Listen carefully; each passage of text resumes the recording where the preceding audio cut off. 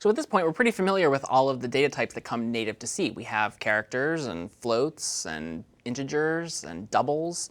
And we're also familiar now with the CS50 data types of strings and bools. But that doesn't limit everything that we can do. We surely can do more. Indeed, with structures, that gives us an ability to start to define our own data types that might be useful for our own programs. What's cool about structures is they allow us to unify many different variables of different data types into a single brand new type. And we can give that new type its own unique type name as a way to identify it. This isn't the first time we've seen the ability to combine multiple variables together. We've seen that with arrays. But remember, the restriction with arrays is that we can only combine things of the same type. We can have a whole bunch of integers or a whole bunch of floats, but we can't mix them up. With structures, we actually can. We can group together elements that have a logical connection to one another. So for example, we can group together a structure for, like, say, a student, where a student would have an ID number, which is probably an integer. But they also have a name, which is a string. And they might have a GPA, which is a float. And we can have all of these things tied together in basically what's a super variable. It's a variable that has other variables within it. The way to do this in C is actually pretty straightforward. So some syntax might look like this. Instead of a student in this example, let's use a car. We introduce the concept of a structure by saying struct. We're about to define a structure type. And in particular, we're going to define a struct car. And struct car actually now becomes our type name. It's not just car, it's struct car. Inside of the curly braces from this point forward, we can define all of the different variables that we want inside of our super variable. So for example, here are some things that are common to cars. They have a year, the year that they were manufactured. We have a model and a license plate and an odometer, which is a number of miles. And maybe they have an engine size, which in the United States is usually represented as a float for how many liters the engine capacity is. And notice that these are all different data types being mixed together. We have integers, and we have two strings, and we have a float or a double, all mixed up inside of one super variable. To finish our definition of this structure, we have a closing curly brace, and then really important, a common syntax error, is a semicolon at the end, which completes our definition of a struct car.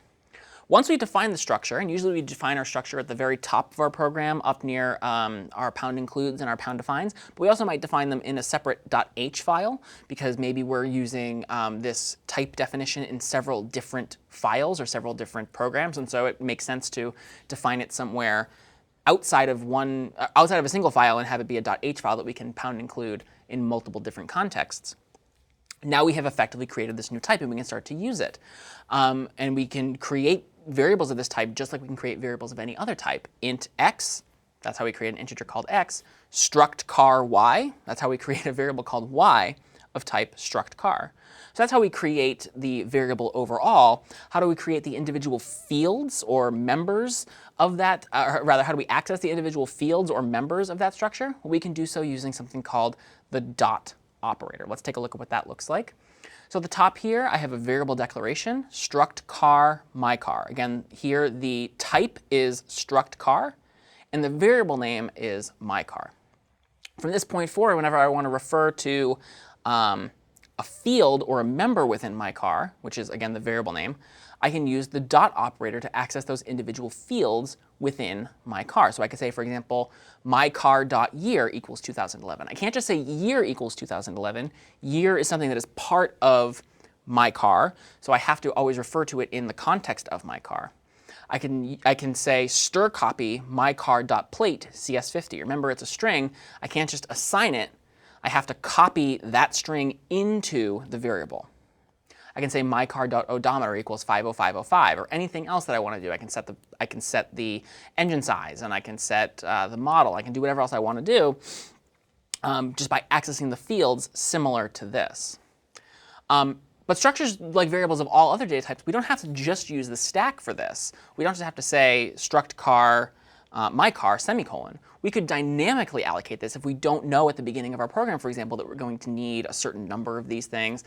We can just declare this on the fly dynamically using pointers, of course. In order to access our fields in that situation, we don't use just the dot operator because we have a pointer to a structure. We also have to first, as you may recall, dereference that pointer and then access its fields. It adds a little bit of extra stuff, but let's take a look again here. So here now, instead of statically declaring a struct car called myCar, I'm going to dynamically allocate a struct car called myCar. So struct car star myCar, and then I'm going to malloc space for a struct car. And here's a cool thing about size of.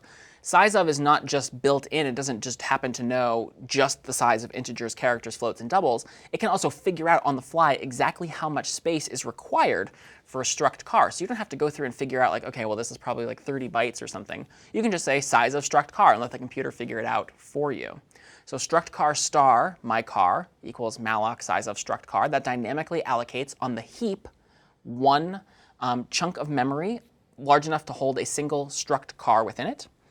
And then I can access my fields by first dereferencing the pointer. And then once I've dereferenced the pointer, I can then use the dot operator to access the fields. Again, it's very similar to what we just saw, but the syntax here is a little cumbersome, right? Now we have extra parentheses, we have this star, we have this dot. Surely there's got to be an easier way. C programmers love for there to be easier ways to do things, and in fact, there is a shortcut for this. It so happens that accessing the field of a structure via its pointer is a common enough operation that there is an entirely different operator that allows us to do this much more succinctly, and it is called the arrow operator, which is just a hyphen and then a greater than symbol, literally making it look like it's an arrow. It does two operations back to back. So for the first thing it does is it dereferences the pointer, which is on the left of the arrow, and then it's going to access the field, which is on the right of the arrow. So for example, this is what the code looked like before. This is what we just had on the slide a second ago, where I'm dereferencing pointers, and then I'm using the dot operator to access the fields. Here's what the same code would look like with the arrow syntax. And the same thing is happening here. The first thing I'm doing is I'm dereferencing myCar, but the arrow operator does that for me. I don't have to use the star syntax. It just knows if I have an arrow there, I need to first dereference the thing on the left, and then I can access the field on the right. So using the arrow operator is a great way to have a shorthand for accessing the field of a structure to which you only have a pointer. And you'll probably use this a fair amount. So it's syntax definitely to befriend and to get used to. I'm Doug Lloyd. This is CS50.